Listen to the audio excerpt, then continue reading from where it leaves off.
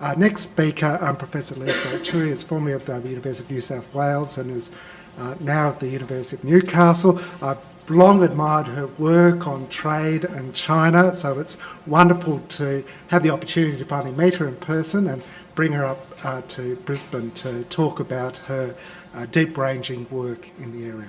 Professor Lisa Toohey.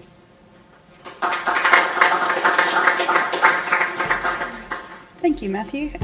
It's really nice to meet you in person as well, finally. Matthew and I seem to spend quite a lot of time chatting in the Twitter sphere, but it's the first time we've been able to talk in person. And thank you, Shira, also for that great precursor to what I wanted to say. So I'm moving from the economic/public policy perspective, and my interest as a lawyer is really thinking about the structure of trade agreements and the political context of legalism and legalism in the international system in Asia. Okay, so when we're talking about RCEP, we're talking about a total GDP of $23.8 trillion, which, the size and magnitude of Asian integration is really quite mind-blowing. We're talking about a population of 3,500 million people. And so that's 12 times the population of the NAFTA countries, close to 5 times the population of the European Union.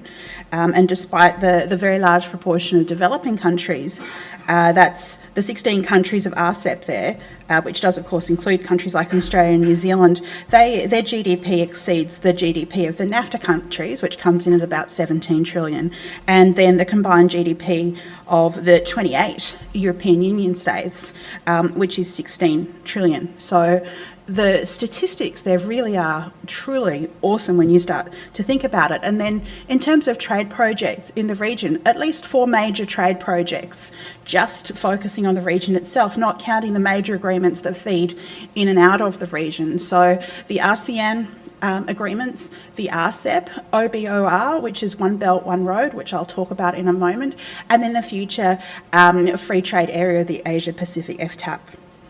So clearly, that's a lot of money. That's a lot of people.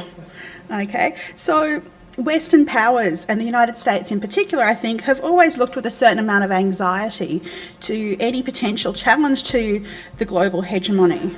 And thus, history has shown repeated instances of engagement by Western powers in the Asian region and an attempt on their part to understand and influence and change power dynamics in the region. But statistics, the size of these, really, I think, ask people, well, is this the dawn of an Eastphalian order? So is this the rise of a different approach to legal regulation driven by the Asian region? Okay, and I think that's a very interesting question, not just for me as a lawyer, but also for people interested in politics, but also actually just those interested in the future of regulation and trade in the region post-TPP. This concern is not new. So in the late 70s, America was deeply concerned about the geostrategic consequences of a rising Japan. Later, it was about the concerns of the BRICS economies, and that's focused more intensely in recent years on the rise of China specifically.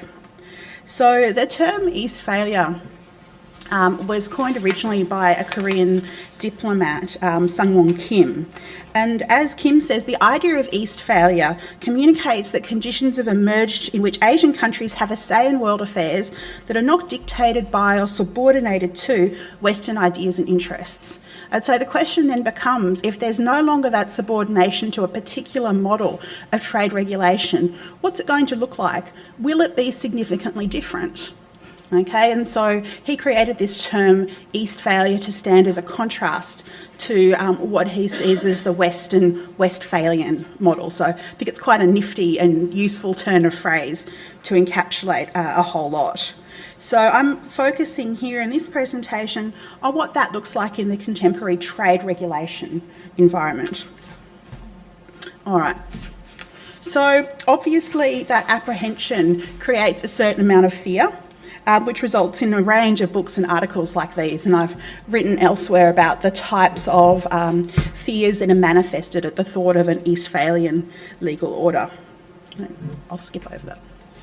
All right, so specifically, I think Shiro's analogy earlier of the organ donor. So has the TPP become an organ donor? So can we pick the IP kidneys out of the TPP and take them over to the body of the RCEP and put them in there?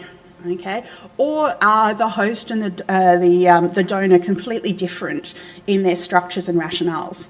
And for my view, I would say they're significantly different in their structures and rationales, and that's something that we have to pay attention to when we think about the future of regulation. So I don't think that we can simply say that the IP pundits can pick up their toys from the TPP playground, take those toys and jump into the RCEP playground, even though they may want to do so.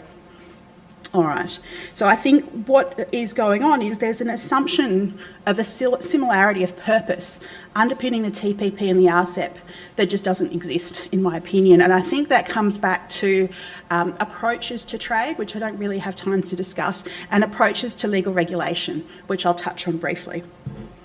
All right, so do these developments signal an Asia-Pacific century of trade law? I think they certainly signal an Asia-Pacific century of trade, without a doubt, but whether that results in a distinctive legal model for the Asia-Pacific, I'm a little bit less convinced. So I'd like to talk briefly through three artefacts. So one of those is One Belt, One Road, also known as OBOR. Okay, or RCEP briefly, and also ASEAN, because ASEAN is one of the critical founding core, if you like, not a hub, but one of the cores of RCEP. And so I think it's essential to understand ASEAN and the way ASEAN works in order to understand RCEP and the way RCEP is likely to work.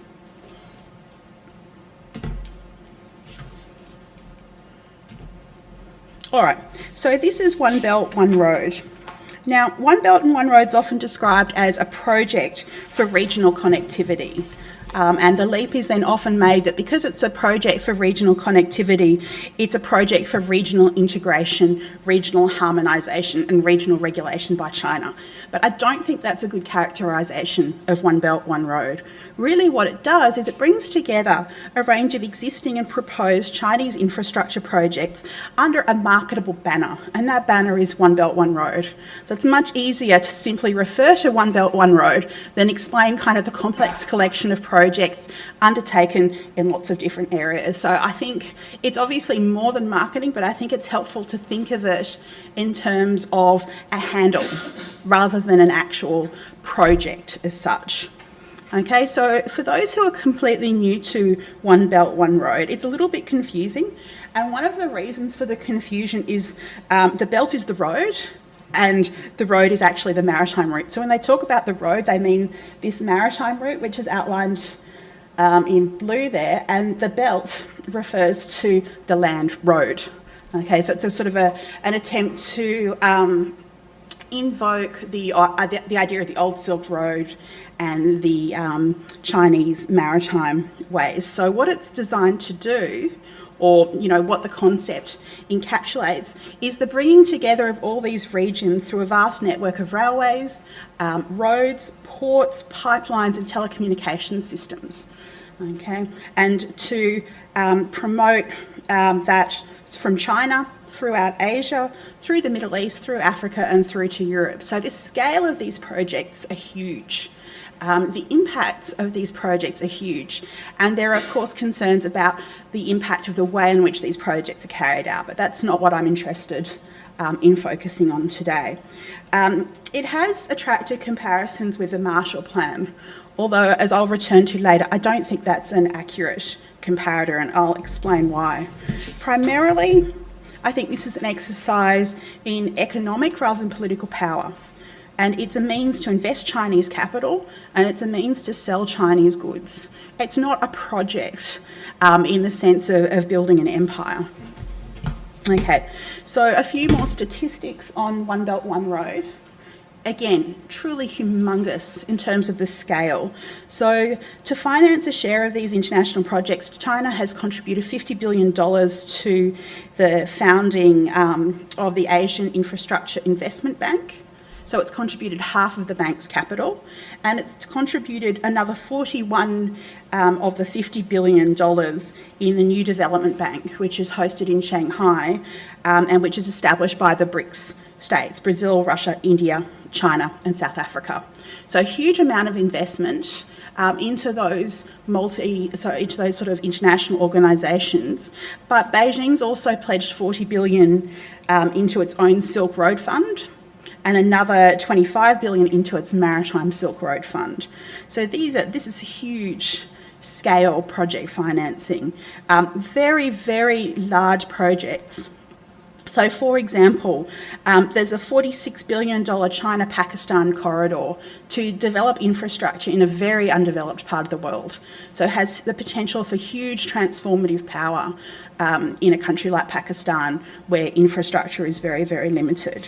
So especially these rail initiatives, are absolutely of a scale that we simply haven't seen before, and they vastly eclipse anything that was seen under the Marshall Plan. So it's sometimes described as 2 belts, 3 banks, 3 corridors, 2 free trade agreements. I'm not sure that the 3 banks is correct. At my count, there were 4 banks, but I won't quibble with that. I think it's a nice way of expressing it. The 2 free trade agreements are firstly the RCEP, so the Regional Comprehensive Economic Partnership Agreement. You can't say these acronyms after a few drinks, it becomes extremely difficult. And also the China-Eurasian European Union Free Trade Agreement, the acronym for which I haven't even worked out. It's certainly not something that we hear a lot of from Australia, so I haven't had any practice with the acronym at all. All right, so those, in saying that the RCEP is one of the agreements of the One Belt, One Road, I think it reinforces the point that I made earlier. RCEP is not a creation of China. So RCEP is an existing trade agreement being negotiated that's being pulled into this umbrella or this sort of marketing banner of One Belt, One Road. But it's not a creature of One Belt, One Road, and it's certainly not a creature of China. So focusing then on what One Belt, One Road is and isn't. So it represents quite an interesting shift in Chinese foreign policy to what they call omnidirectional peripheral diplomacy.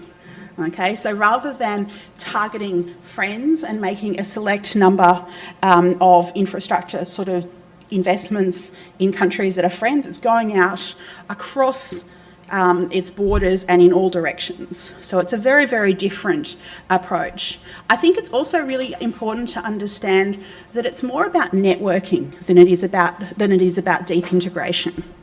And in that respect, I would contrast it to the TPP and what America is trying to achieve in the TPP.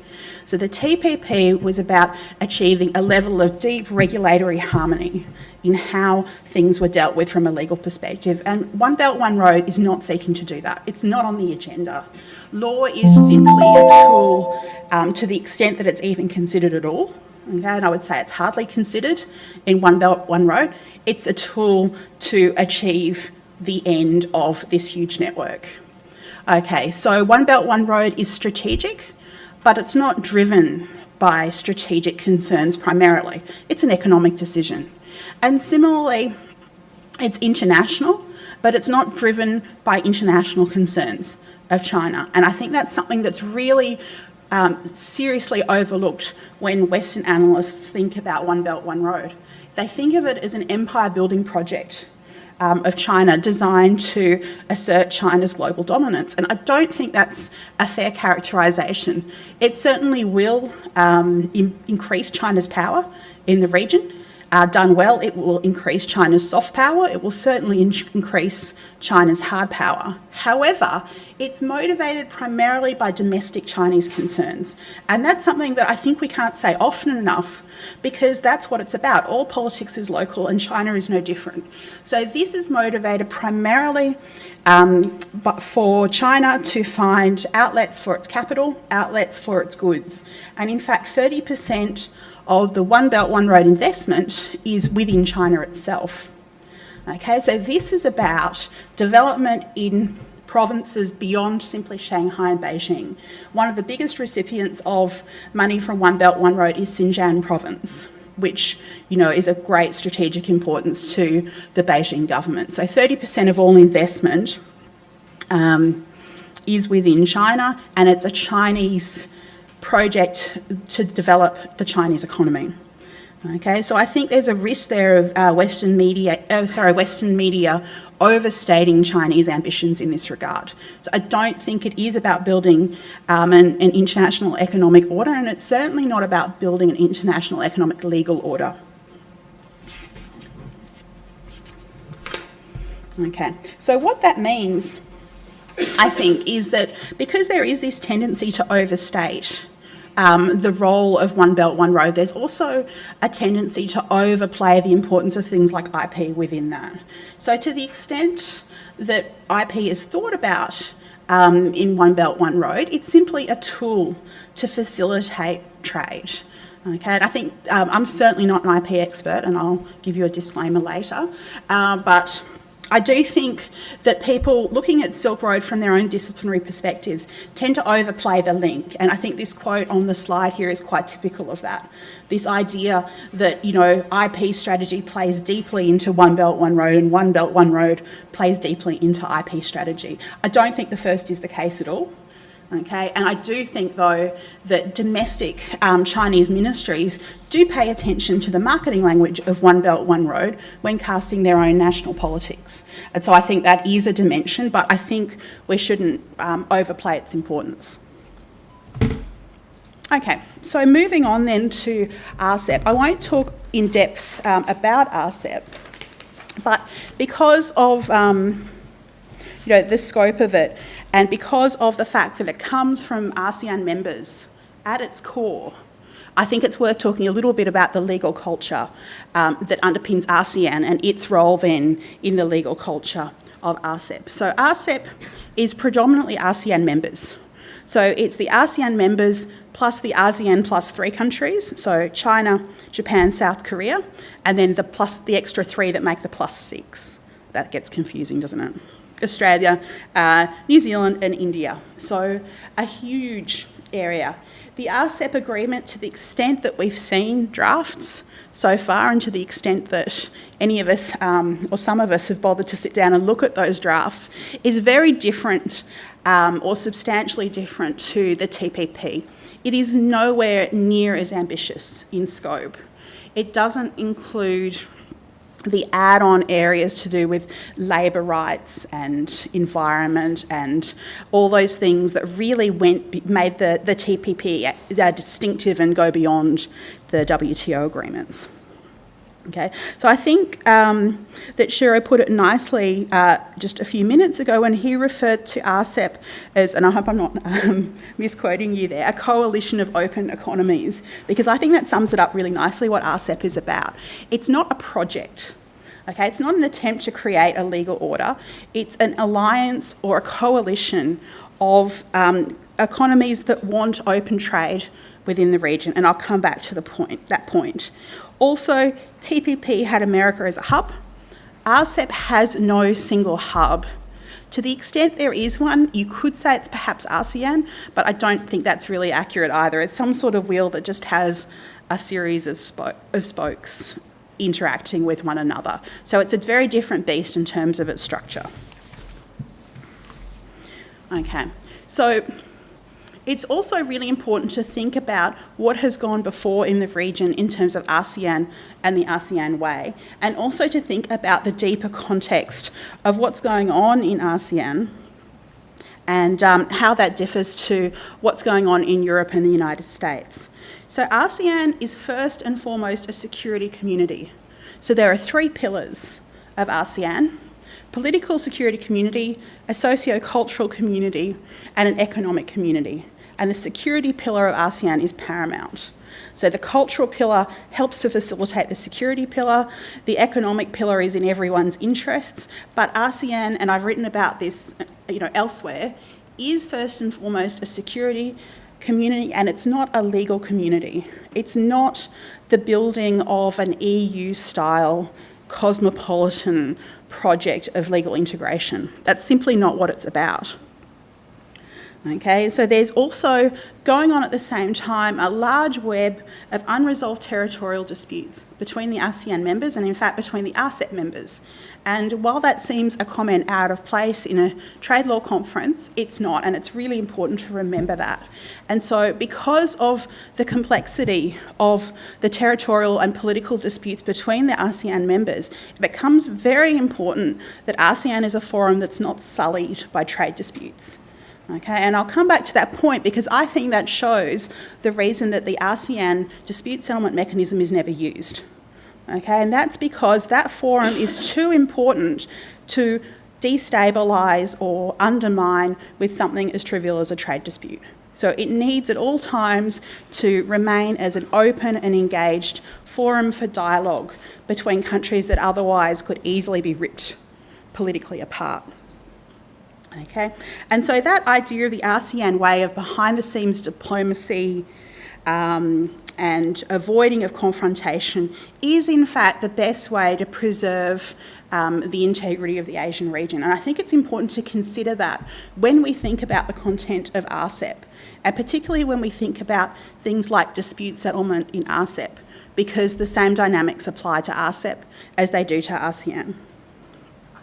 In conversation before, Shira and I were talking about how you can sort of describe the ASEAN way or describe the workings of ASEAN. And I think it's a little bit like traffic in Vietnam. I don't know how many of you have been to Vietnam and have seen the traffic there, right? So if you come from downtown Brisbane to downtown Hanoi, it looks completely anarchic, right? It looks like there is no order. It looks like it is a lawless environment that makes no sense. It looks completely irrational. However, once you've been there for a while, you can see that actually there are quite predictable rules of conduct. Okay? They're not like our rules of conduct, but they are there and they are regular and they are followed. And as a consequence, the traffic works in a concerted fashion. And actually, I think you could say that it works with maximum efficiency given the circumstances of Hanoi traffic. Okay, but if you take your Western lens and look at that situation, it looks lawless and it looks non-functioning. But if you understand the system for what it is, you can see the inner workings do have logic and structure behind them. And I think ASEAN is a lot the same. Okay, that just because it doesn't look like an organisation like the NAFTA, that's not to say that it isn't serving its own stakeholders' purpose very well. So I think that's something that's really, really important to understand.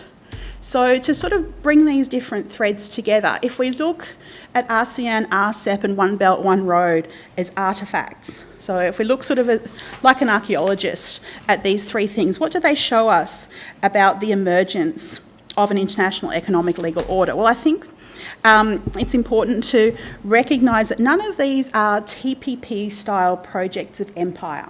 So building trade law empires is something that's a project of the European Union and the United States. Okay? The idea of harmonisation in the Asian region is much more limited. Okay? It's much more opportunistic, if you like. It's about open textured cooperation for economic benefit. It's not about creating a harmonised law-based order. Instead, it's about market access. It's about facilitating transnational supply chains that all of these Asian states are deeply involved in. So there's very little appetite for a harmonised, deeply regulatory legal system, in my opinion. Okay, and I think that's very important to think about when we think about the future architecture of an RCEP agreement. Okay. I'll go back. Secondly, you cannot underestimate the role of geopolitical and cultural considerations in how an agreement like RCEP comes together. So the region's delicately balanced in terms of regional power, and there are major fault lines that are at times very, there's a lot of latent instability that's just below the surface. So even though trade serves an economic agenda, there's always going to be a very complex interplay of security and political concerns that overlays the trade agenda to an extent that you really don't see in Europe or in North America. Okay, and the maintenance, I would say, of national culture and identity is absolutely critical. There's no attempt to replicate some sort of European Union citizenship cosmopolitan ideal. That's not what the region is about. And I think IP in Asia is actually a really good example of that point exactly. So some of the biggest disputes in the Asian region have in fact been about cultural and intellectual property, and it's because those things are tied back to issues of national identity. So things like phu quoc fish sauce, what's that there? That's hom mali rice from Thailand, Darjeeling tea from India. So these are food items that represent a lot more than just agricultural products. These are about culture and identity.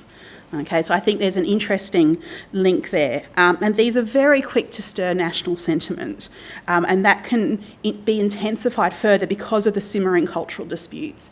And the Vietnamese outrage over the appropriation of the phu quoc fish sauce name is a great example of that, and with good reason.